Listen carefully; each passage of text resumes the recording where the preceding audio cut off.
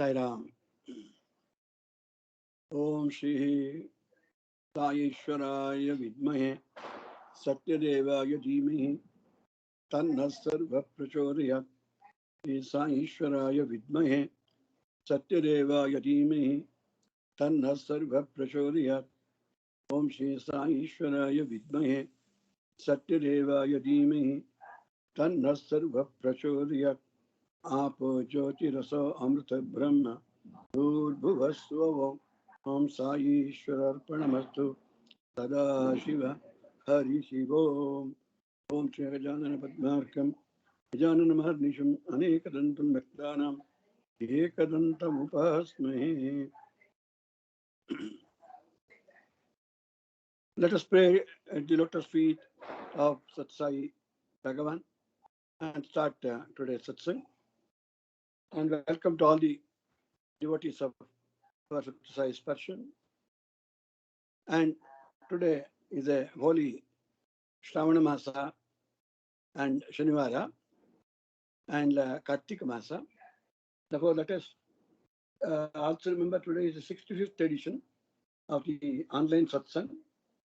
Really, to Swami's grace that it's being continued, and Swami is blessing all of us through this opportunity of satsang. And today, Shri Plavanama Samvatsara, Dakshinayana, Sharadutu, Shukla Paksha, Dvitiya Tito, and today is Kartika Masa, and Shukla Paksha, Kartika Masa, Dvitiya Tito. Today is Shanivara, Stirivara, and today is also popular as Sodara Bidige in Karnataka and other places, and also as called Bhagini Gruha Bhojanam.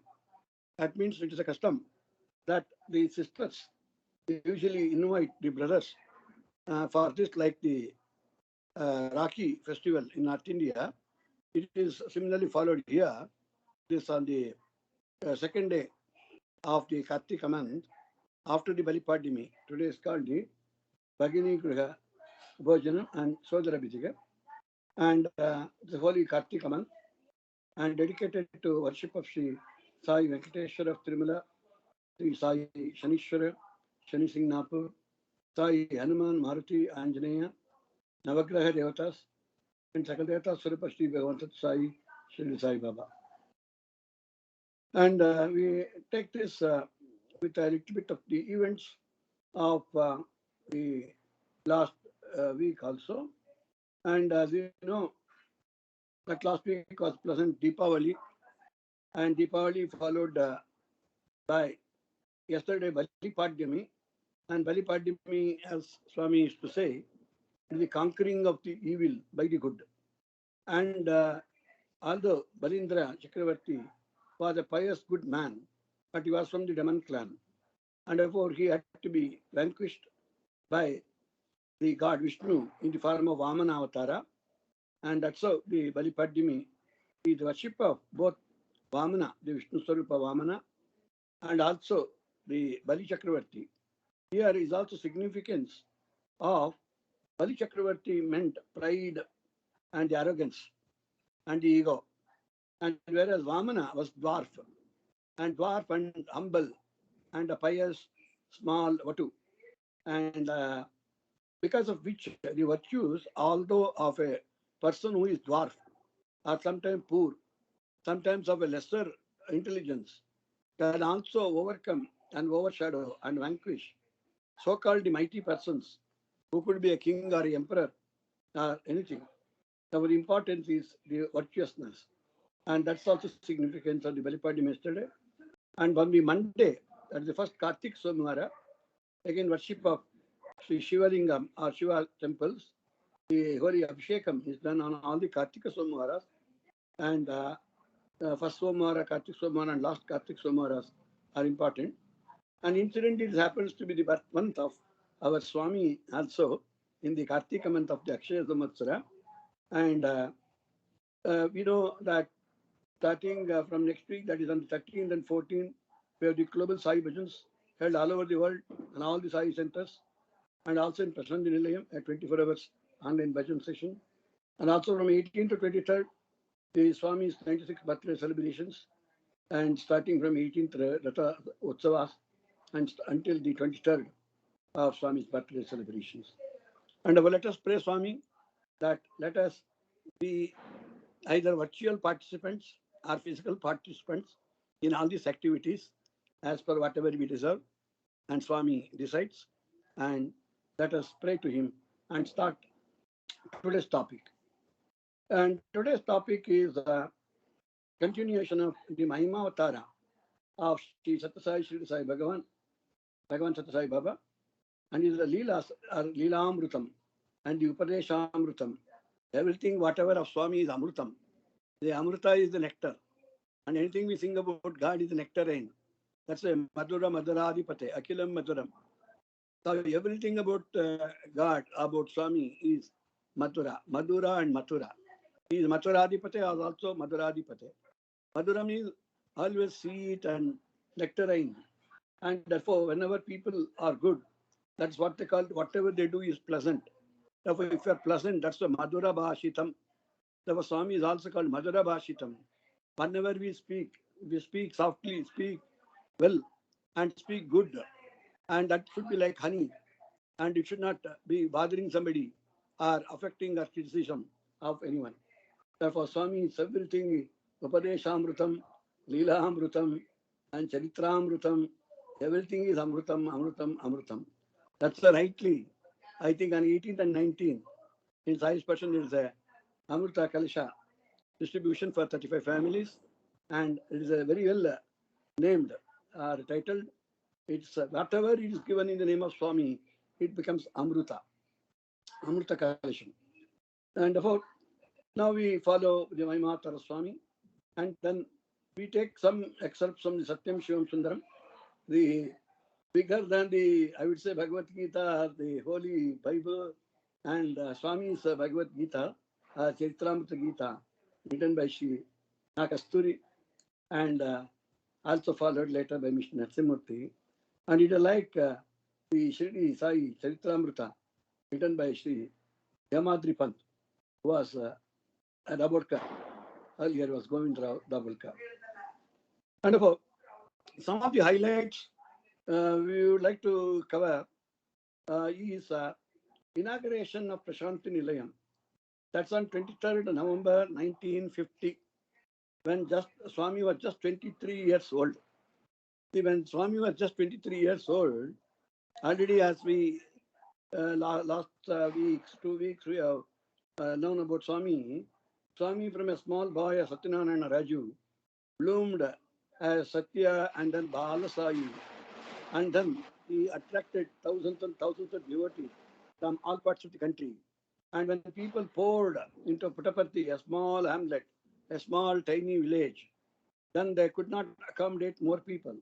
Although in the initial period, the Colonel Subhamma, a Brahmin pious lady, who could shelter a few hundreds, when it becomes thousands. And then it was necessary to build up a bigger prayer hall. And that's how the Prashanti Nilayam idea came in the Sankalpa of Swami. And Swami says whenever it comes in the divine Sankalpa, it gets immediately materialized. Whereas for most of us, Sankalpas do not come. Sometimes ideas come, ideas flash, ideas go away, it vanishes. And whereas for Swami, for him, idea and the Sankalpa and the determination, decision, and Nidarshana, Nirdara, everything is instantaneous. And therefore, in his mind, to get one bigger hall, not for himself. He didn't want any mandiram or nilayam for himself. He said Prashanti Nilayam for the purpose of the more number of devotees who used to come to Puttaparthi to sit and have bhajan, sit and have meditation, sit and have dhyana.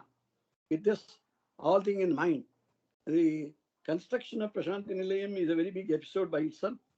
And maybe in the later parts of today, we will try to cover whatever possible. That was on 23rd November 1950. And before that, Swami also used to do a lot of leelas which are sometimes registered, not registered, or it is not entered in the books. He could do several things in different places at the same time. Like in Shirdi Sai Baba's also story we have read, He was present in a particular place in the physical plane. But being Swami, the Bhagavan, he could go materialize lot of things in different places, and he could go and bless lot of people who are in trouble. Whoever used to call Sai Ram. And the moment the Sai Ram name is uttered by the devotee, maybe thousands of miles away, it could be both in India or abroad, as we have seen in the latest stages, that people from various foreign countries, why they have drawn and attracted by him and become strong devotees of Swami. And above, in the earlier year, Swami used to visit Coimbatore. And in the Coimbatore, people who have gone to Coimbatore know there is an old temple called Nagasai Mandira. That's on the Utakman Road or the Metropolitan Road. And when we were in Coimbatore, we happened to be near that Nagasai Mandira. And this Nagasai Mandira, Swami appeared as a serpent in order to fulfill the wishes of one of the devotees. And that's how today also the Shirdi Sai temple. And there, Nagasai Mandira it is called. Swami had gone and also in the same group of Shirdi Sai Baba appeared there, and also the serpent. And when the devotees worshipped him, the serpent vanished in the Adishesha roop. He had gone and he had appeared there. And similarly, one incident in Trichy, one dumb boy was there. And a lot of people, as we know even today, the critics are always in plenty. The people who are able to appreciate, who are able to become devotees, maybe less. But it is easy to criticize and comment on everything, even constructive or otherwise. And of course, similarly in Trichy, there were some people who were speaking about Swami as to what is the greatness he has done, because they had not seen what he was doing in Puttaparthi or some other place. And when he went to Trichy and when he heard some people speaking, then all of a sudden, in one of the meetings, there one among the devotees, there was a dumb boy. His parents had come and they were pleading with Swami. The boy cannot speak from his birth. Already he was aged some 7 or 8 years. Swami just called him to the stage where Swami is sitting, and he asked the boy, although knowing that he is dumb boy, what is your name? And he replied in the pure speech, my name is Venkatraman, and went on to recite a shloka. The person was born as a dumb boy. He could just speak not only his name, but a few words of even recite the Sanskrit words. And then it happened, Venkatraman happened to the name of Sri Ramana Maharshi also, of Tirunelveli, about which we have also read in the couple of last week's satsang sessions. And Swami, similarly, in Trichy, he blessed this boy, dumb boy, to speak. Then later he became a kind of a scholar. Then Swami used to visit places like Kuppam. A lot of devotees in Kuppam were there. That's why Kuppam families are known as Swami's strong devotees from 1940s. And the Kuppam families and Karur in Tamil Nadu, and then Srirangam, Trichy were the places where Swami used to visit quite a lot. And in Srirangam, the holy Sriranganatha temple. And then in one place, one boy was there in one of these meetings of Swami. One of the cars that were following Swami, that it went on one of the boys in one of the groups who were following the car. And that boy was run over in the car accident. And then the people around there naturally became very distressed that the boy, who was the devotee of Swami, had come for the Swami's function and almost had died. That's what they thought after the car accident. But Swami just went there, sprinkled vibhuti, and said, get up. And then just smeared his body with the holy vibhuti. And the boy got up as if he had no, just a little bit of scratch here and there. And the boy survived the car accident with Swami's sprinkling of vibhuti and his blessings. And also Swami used to visit several, we conduct several Navaratri functions. Swami used to, although Navaratri is a very big function, Dasara, later on, in the earlier years also, Swami used to have these Navaratri functions conducted and then worship of all the deities. It could be the Ashta Durgas, the Navadurgas, the Ashta Lakshmis, and all sorts of the deities of the Durga. And the Navaratri celebrations used to be a grand function, later on followed by the homas. And then Swami also used to conduct for various devotees, whoever is to come to Puttaparthi. It was just not going to Puttaparthi and coming. Why people swarm to go there? that too in groups and with their families. Because for them it is going was a kind of a memorable lifetime visit for many of the people. Many of the families took their children, grandchildren, their grandparents, and so many. It was a family of 30, 40 people. Sometimes used to go. And earlier days in the Prashant Nilayam, for the darshan, they used to have some trees. And several trees were there, and each one tree, one family used to sit. Swami used to go near each of these trees and give Padnamaskar and talk to them, interview, everything there itself, to each of the family sitting under a tree. And that was a great old grand days at Puttaparthi.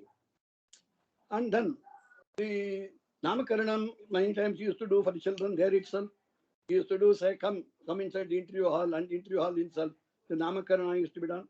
And then Akshara Abhyasa.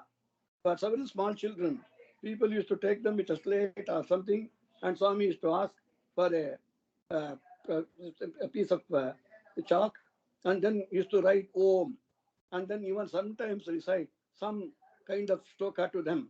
Om Namah Shivaya, Om Sai Ishwaraya Namaha, whatever some kind of mantras, bija mantra also.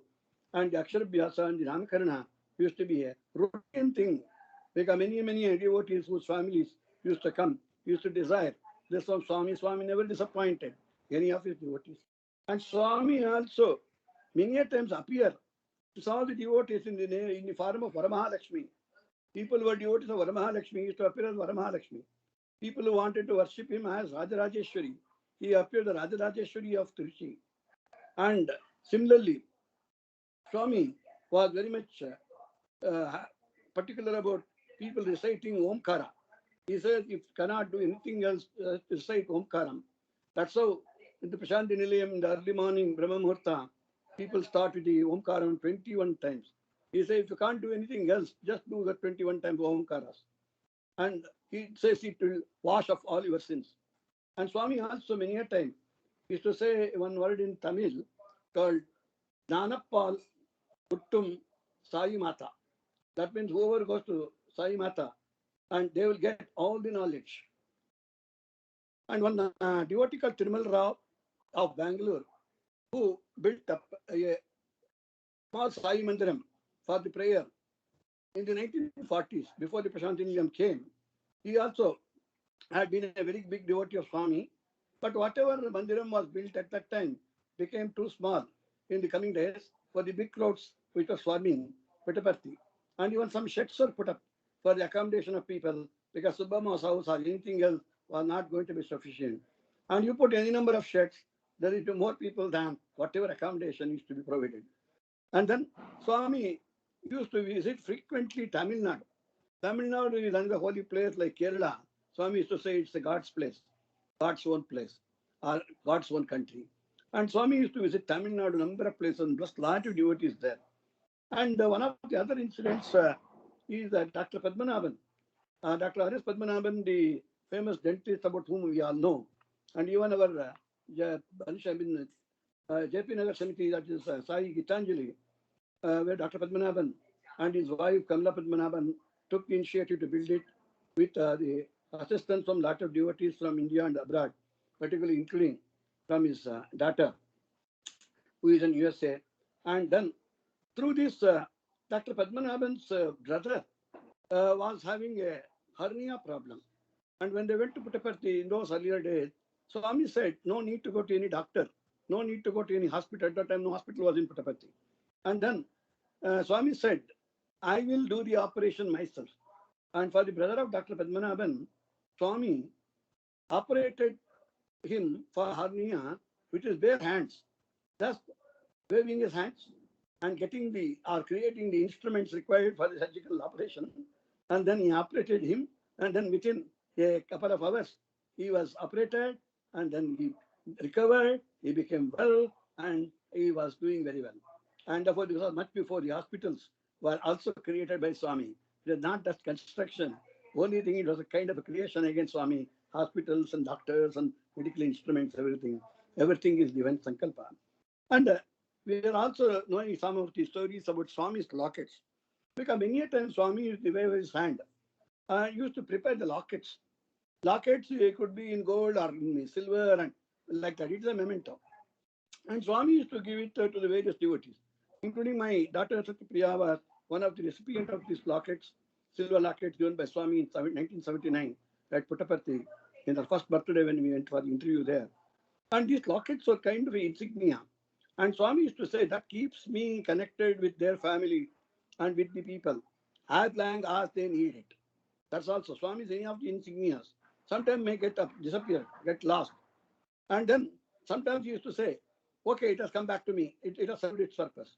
Sometimes it also uh, could bring some harm if it is lost. In such case, the Swami would rush it back to them. And here is one instance where one of the boys to whom Swami had blessed the locket in Chennai, he lost it while playing. And then when it was lost, it was brought to the knowledge of Swami through the parents of the boy.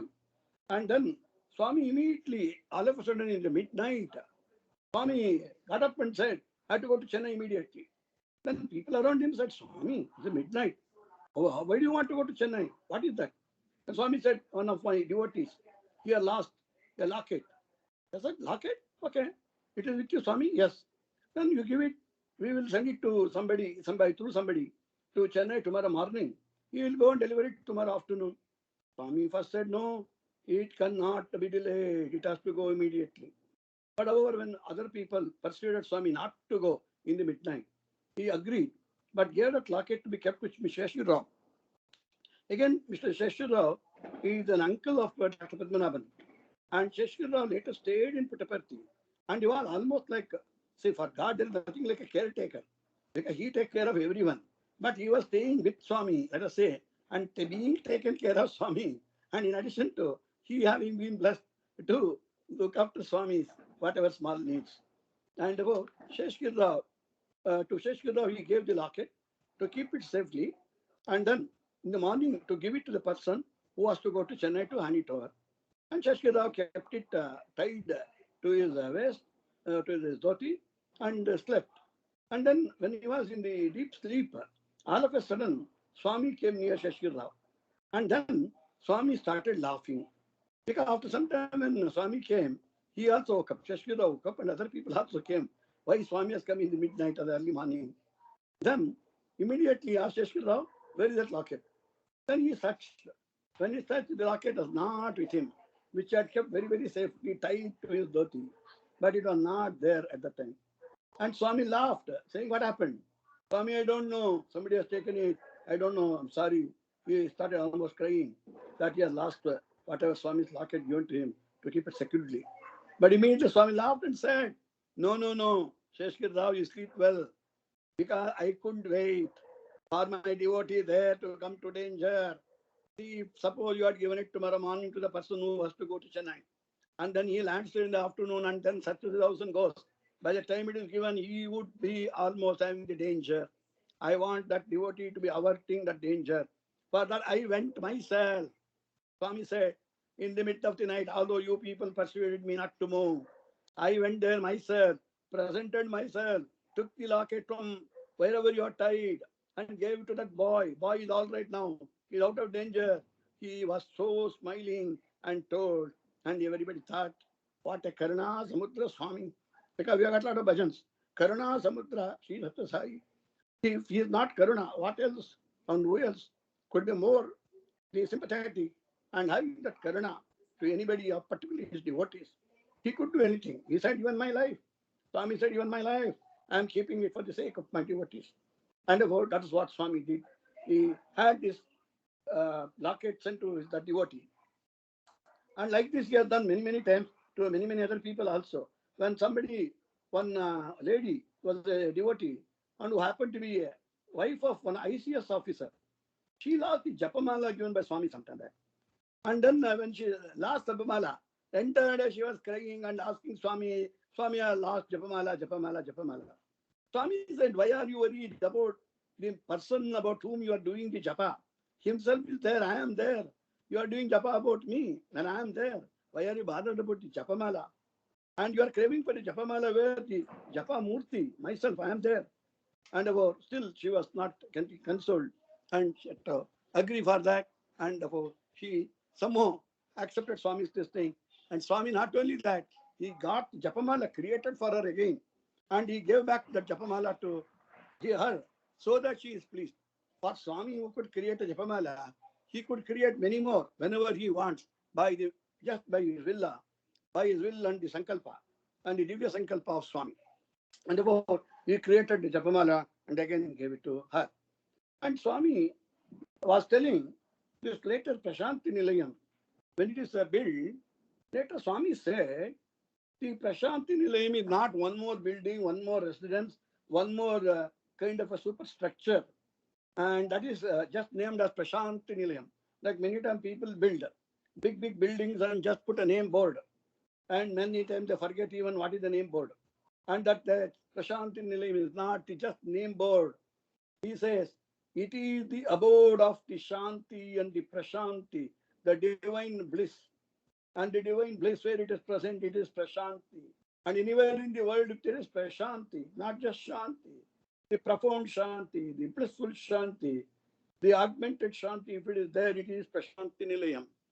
Where today people, crores of people do happen to come. And they think if they are not able to come, that's not about Prashanti Nilayam. Prashanti Nilayam is today present in the holy world map. You just take the global map and see Prashanti Nilayam, or ask for the Google map, it shows where Prashanti Nilayam is there. And it is the direction, and it is the right direction for everyone.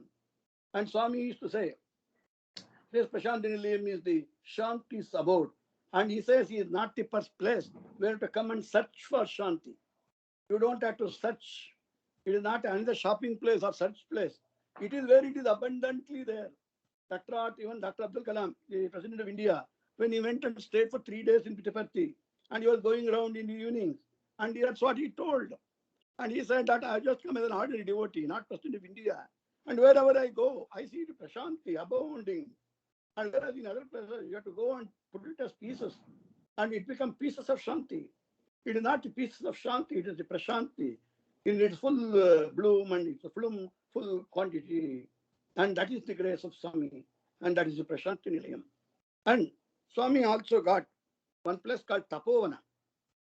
Tapovana built on the banks of the Chitravarti river, and then he planted one Vataruksha. And people who are gone and seen this will remember, particularly in the older days, then Swami used to do a lot of leelas under this Vataruksha. And the Vataruksha Swami used to call it as Tapovana on the Tapovana hill. And this Tapovana hill, where the Vataruksha is planted, Swami says it resembles the people who have gone to Ganigapura, the Audambara, Dattatreya Kshetra.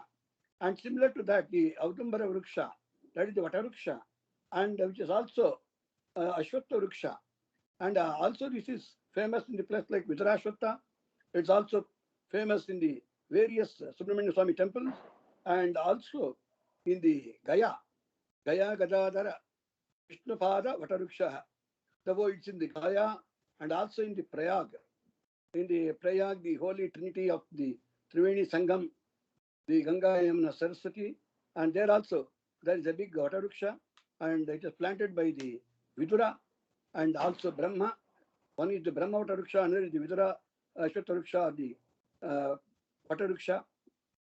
And therefore, Swami used to say, this Vataruksha is where the Vatapatra Shahi, Swami, when everything goes away in the Pralaya, after the Pralaya also, Swami appears in the form of small child, almost crawling. And that child is called Mukunda, Vatapatra Shahi.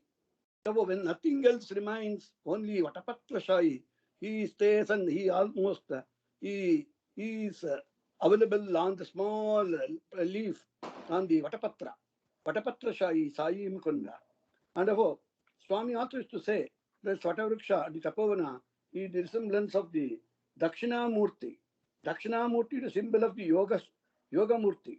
Everything is sacrificed. Dakshinamurti Stotra. That is by Shankaracharya, the very famous Dakshinamurti Stotra, where he sacrificed the entire thing. And Dakshinamurti Stotra, that's also hidden under this tree.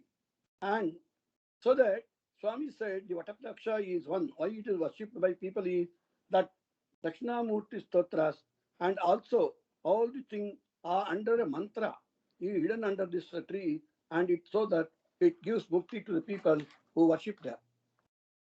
And also, Swami used to say, there are several Vatarukshas in India, Prayag, the Vidrashutta, the Gaya, and so many other places. And even in as early as 640 AD, that's more than 1600 years back, Swami says the one yantra was also installed behind the Vatarukshas. And this is a holy yoga mantra yantra. And then Swami said, we will have also one in Puttaparthi. In 1959 April, on the 1959 April, Swami got this Vataruksha done. And also after the Vataruksha was inaugurated and installed on the top of the tree near the Chittavati river and as called as Tapovanam, then Swami, all of a sudden, when he was with other devotees in 1959 April, and then some devotees mentioned about the visit to Gaya, the Buddha Gaya. The Gaya is there, and then the Buddha Gaya, where Buddha's final moksha center is there at Bodhi Vruksha.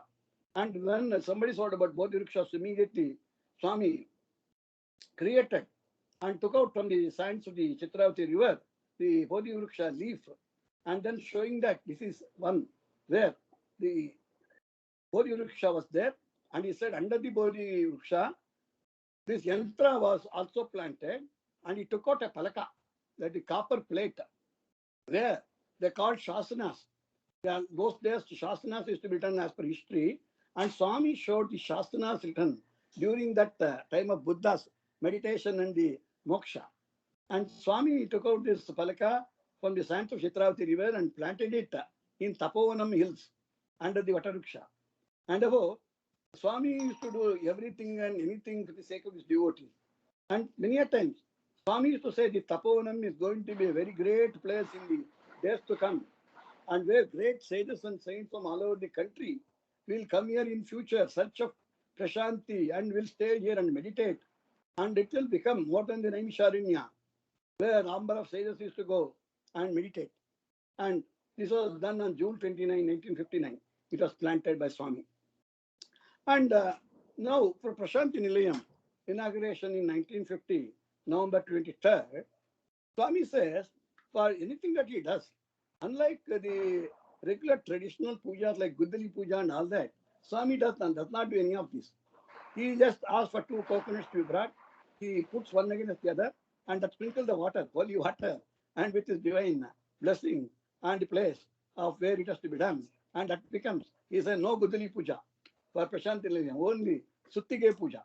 Suttige Puja, he starts the work. No, just doing Guddali Puja and putting on stone and leaving it as inaugurated by somebody as what's called Shankustapana. And only Shanku, the stone will remain, nothing else will come. And instead of that, Swami said, no, my will is that Guddali Puja, everything. And he said, let us start with Suttige Puja. That means immediately he called for the stone and other things to be brought. But how to bring the stones? And there was some big rock near the Chitravati river. And Swami said, let us have that big rock to brought here. How to bring it? How to transport big rock to from Chitravati river back to Puttaparthi?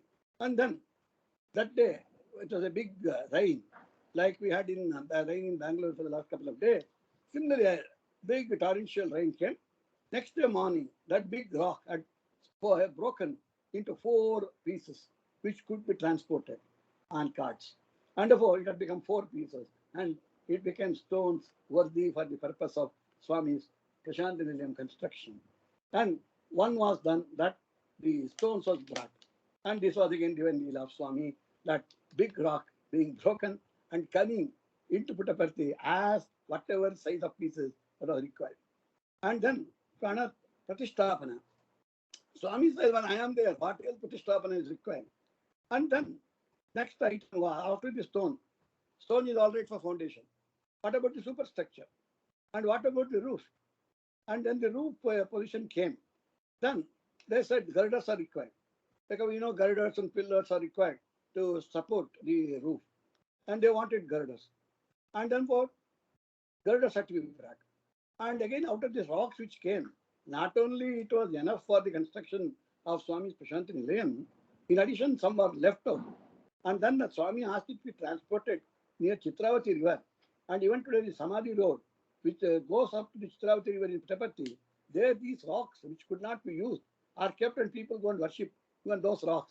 Like in our Ramayana days, when some stones or hills which are brought for doing this, building the kind of bridge, Ramasetu, which could not be used. And then later it became the Govardhana Hill. And like that, Swami never disappoints, whether it is devotees or any objects also. And then uh, some rocks are still left which are unused. It was sent to be kept near Chitravati Road. Swami was not only like some people, they start the work and they never bother. They say we are given to our engineers, our architects, and great builders, they'll be doing the work. And why bother? Swami was not like that. Like we used to see Swami. Anything he gives, there's a drama to be enacted, it is a bhajan thing, it is a Veda Ucharana or Veda training or whatever it is. Swami has to inquire about each of the small things daily. And he was inspecting this work daily from the engineers and not just satisfied by talking to them in the interview room. He used to go and present in the field, in the place, and see and ask for every construction detail. And many times he used to change the plan, change the map, and change things which architects and engineers of so-called the higher kind of prominence, they also could be wondering how Swami could know all this architectural drawing and the constructional detail and the engineering structures. And Swami knows everything. And Swami changed certain drawings in the architectural plan. And sometimes some girders were required from Trichy. And somehow one devotee from Trichy arranged to transport these girders to Penkonda. Somehow it was brought by the train to Penkonda railway station. And then the question was, because every time, although Swami is going on blessing us every minute, but for us, we people are doubting, oh, this has happened, but what about that? We have been able to get this, but we have still not got another one. So this kind of our confusions and our doubts go on accumulating. So I mean, okay, keep that doubt with you. That also I will clear. If I clear this, can I not clear that? And I was this Penkonda station, the girders were waiting, were heavy girders, and how to transport to Puttaparthi. And then there were very big girders. How to transport? The engineers and others told, no, we'll drop the plan. We'll ask Swami to change the plan. Without girders, we'll try to construct. But Swami said, no, it has to come. And then somehow they said, how to get these big girders and how to transport it. And then they said, if at all, if you can go to Bukkapattanam. From Bukkapattanam, how to reach the Puttaparthi. And then again, the very big hilly area and the elevated road, the bumpy road, the slushy road, and will not get stuck here. And what happens if it gets stuck here and there and all that. For engineers and local people, like most of us do many a time, after even knowing Swami, seeing Swami, being blessed by Swami, we always wonder whether Swami can do it. We wonder if his capacities or whether it is able to do this. And we go on crying always. And then suddenly, when they were wondering about all these things, all of a sudden one big crane which was going to some other place stopped in that road. It appears it had stopped for some repair, for some one automobile part, which are not available locally. They had to ask to get it from Bombay. They were waiting for that. And then these people thought, why not be asking? And that driver was an Anglo-Indian driver. And when they went and asked, he said, I'm waiting for that part, automobile part. If it comes, however, I can drop these girders to Puttaparthi and then go. He agreed. Then one particular hurdle was over. Next, what they did was, somebody said, why do you wait for the automobile part to come from Bombay? It will take time. They took Swami's Vibhuti, like many people keep the Swami's Vibhuti packets, which can do wonders of wonders. And that was sprinkled on that particular automobile part, which was defective. And immediately the crane started. And then again, people called Sai Ram. The engineers and architects and the Anglo-Indian driver wondered, what is this word Sai Ram? Can it make an automobile part which was not available? How can this crane move? Crane not only moved, it went fast. It went through all the so-called hurdles in each of the curves, each of the roads, and then it reached Puttaparthi. And then the thinking was, before Puttaparthi, the Chitravati River, the sand, how that will move in the sand, because the cranes and other things will get stuck in the river sand. And then Chitravati River, it got stuck. Again, the question was what to do. Then at that time, Swami was knowing where this crane had come. He himself rushed from his abode and went to this crane where it was stuck in the Chitravati river. And then he sat by the side of this Anglo-Indian driver of the crane. And then he himself said, "Start now." He himself came and sat in the driver, and the plane started and reached Puttaparthi and delivered all the girders there. Then again another question was, okay, somehow, because people still feel somehow the girders have reached there. But how to lift it and place it on the roof? Who will help it? Again, the mantra was Sai Ram, Sai Ram, Sai Ram. See, when Swami himself was standing there and was getting the work done, and we people, we always wonder whether it is possible, whether it is not possible. And then the only thing Swami said was, go on praying, doing bhajans. Because sometimes when nothing else can be done, people say, do bhajans. And at that time, we should just follow it. Just do bhajans. Bhajans can do wonders. Swami's Vibhuti can do wonders. We should remember and we should follow and we should have trust and faith in that.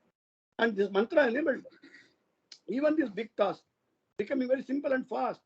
And without their knowledge, all these girders were taken up and to the roof level and then properly put in the proper places. As if they were handling the cotton wool, they handled the steel girders. It is nothing but Swami's grace. And then that's how the Bhajan Hall of Prashanti Nilayam was constructed. And then this is what can accommodate at that time about 1,000 people. And again, coming to the Bhajan Hall in Prashanti Mandiram, Prashanti Nilayam, people who have got the privilege of going inside, they can see a big Shirdi Sai Baba oil engraved photo and Swami's photo in the two sides, and in the middle, silver idol of Shirdi Sai Baba, to which Swami used to do Vibhuti Abhisheka on the Guru Purnima days. And then there's also Naga Pratima, just behind the Shirdi Sai Baba, the statue, and then Swami's small photo. Swami used to say, whoever has got the privilege of entering to the Bhajan Hall and sit and meditate, they will get me. And then also the Pratna or the prayer hall, Bhajan Hall, was adorned with the photos of Ramakrishna Paramahamsa, Vivekananda, Sri Ramanuja, Shankaracharya, Sri Madhvacharya, Jesus Christ, and Guru Govind, Guru Nanak, Kabir, Tulsidas, Surdas, and many other saints. And about this became the kind of the way Swami started Sarvadharma Stapana. For him, every guru was great. And not that this guru should not speak about that guru. And this bhajan is only about Swami. And Swami many times used to say, don't even use the word Sai. Because everything comes to me, don't bother. And therefore, Swami's first floor in Prashanti Nilayam was used for Swami's residence. Swami used to stay in that first floor. And then the first floor terrace. And we know that balcony darshan. And the terrace and the balcony was there. In the balcony, Swami used to come and give darshan. And also there was some Sri Venugopala Swami, marble statue on the balcony. And Swami used to come and sit on this one chair placed for him in the balcony and also in the terrace. And then whenever Suprabhatam or even the Omkara, after the Omkara thing and the Suprabhatam sevas are done, when people used to come from the Nagara Pratikshana and then Nagara Seva, and in this Nagar Sankirtan, and in this after this one, people used to come and assemble them and do the Aarti for Swami. Swami used to receive the Aarti himself and bless with both Abhaya Hasta hands there. And he used to do it even in Sundaram later on, in Prashantini in Chennai, and when we had the privilege of having that darshan there also. And Swami is another 3-4 minutes. So we will cover a little bit about the Prashanti Nilayam. That's how it came into existence. And afterwards, it has now undergone some changes. And Sai Kulvanthal and all these new innovations, we'll be knowing about it in the later sessions. And then Prashanti flag. Swami has given a lot of importance to this Prashanti flag. And the Prashanti flag, which is on the top of the Prashanti Mandir, and on which Swami got this high state. And it says, Prashanti flag is lotus bloom. And it looks like a pillar. And it has got what is called Kamala Chakra. And it has got 2 lines of the sand chakra. And also, it signifies the sand chakra says man's desires, the Kama. And then if he overcomes that, because it is useless if it continues. If he crosses it or overcomes that, then next comes the part of what we call the anger chakra, and that is they called tree-like symbol. And the tree-like symbol gives the anger or the krodha.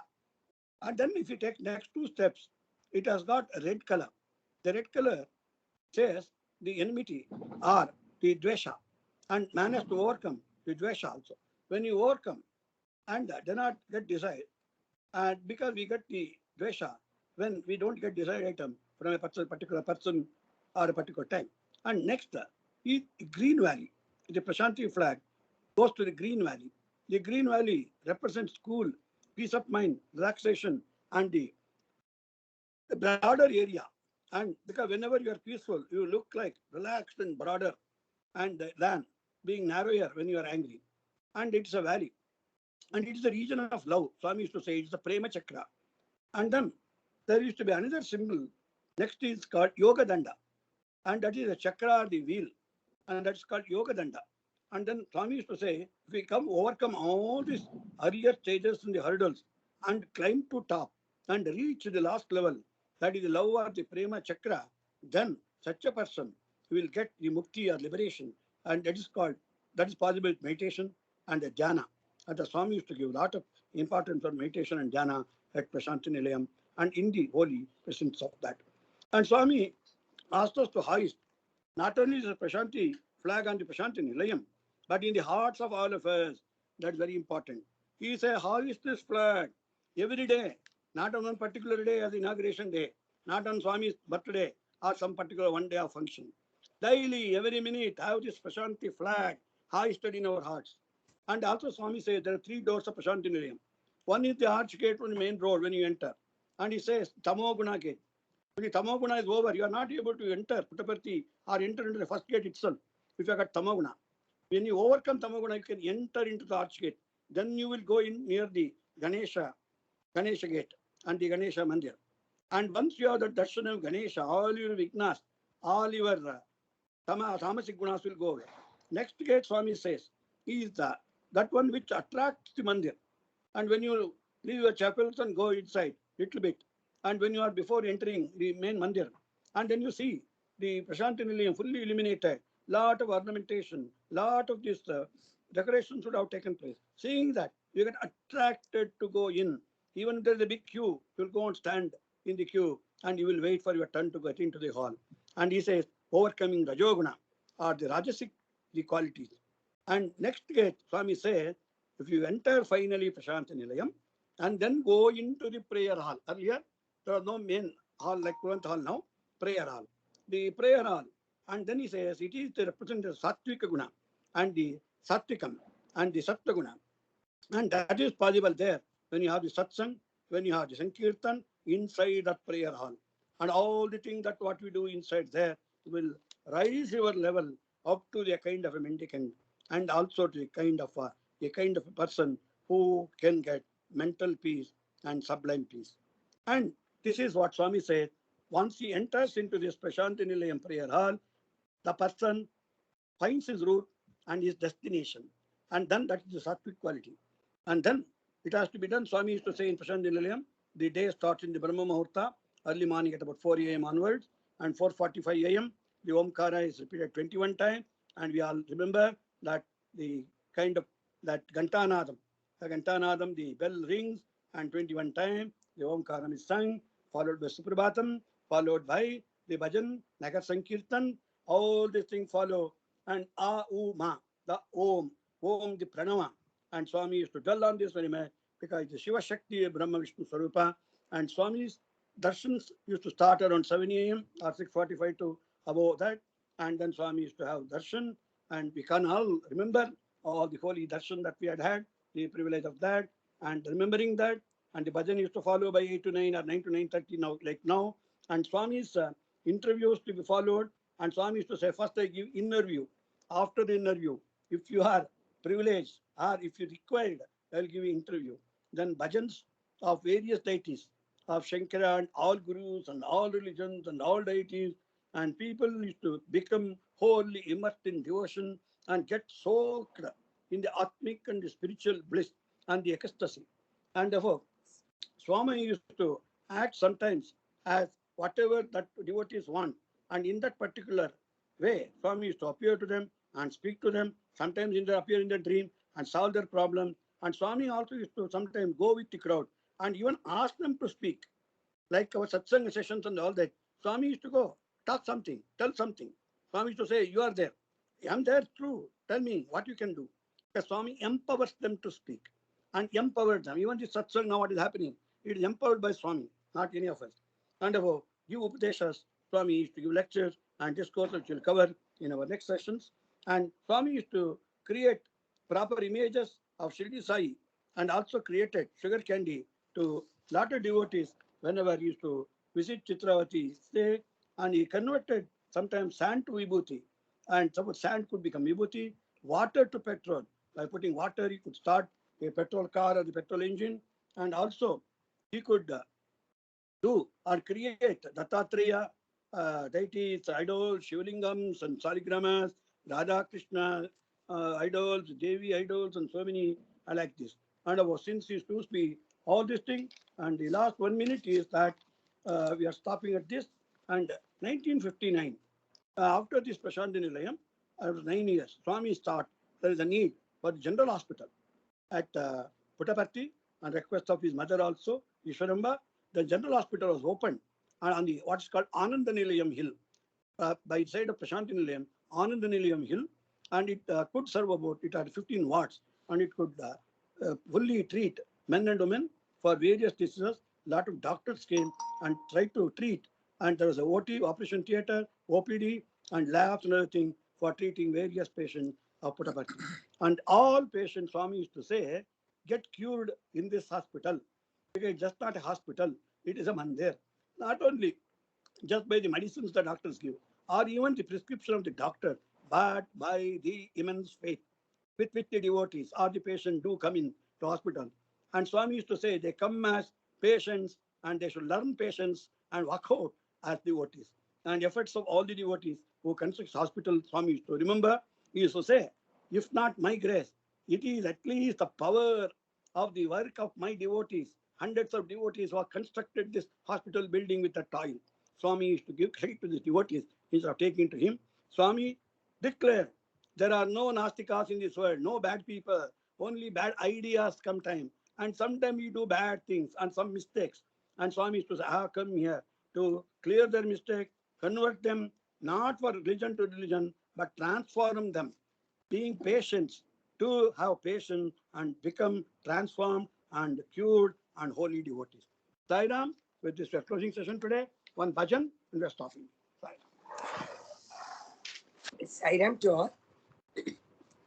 आओ साई प्यारे, आओ साई प्यारे, कीर्तन करूं मैं साई तुम्हारे, कीर्तन करूं मैं साई तुम्हारे, आओ आओ साई प्यारे, तुम हो मेरे नयनों के तारे, तुम हो मेरे नयनों के तारे, दर्शन दो जीवन के सहारे, दर्शन दो जीवन के सहारे, आओ आओ साई प्यारे, कीर्तन करूं मैं साई तुम्हारे, आओ आओ साई प्यारे, तुम हो मेरे नयनों के तारे, दर्शन दो जीवन के सहारे, दर्शन दो जीवन के सहारे, आओ आओ साई प्यारे. Sai Ram to all. Sai Ram, everyone, best wishes, and let us hope we will have the grace of Swami in the entire this Shravanama, this Kartika Manta of Holy Swami's birthday month. Sai Ram. Sai Ram to all of you.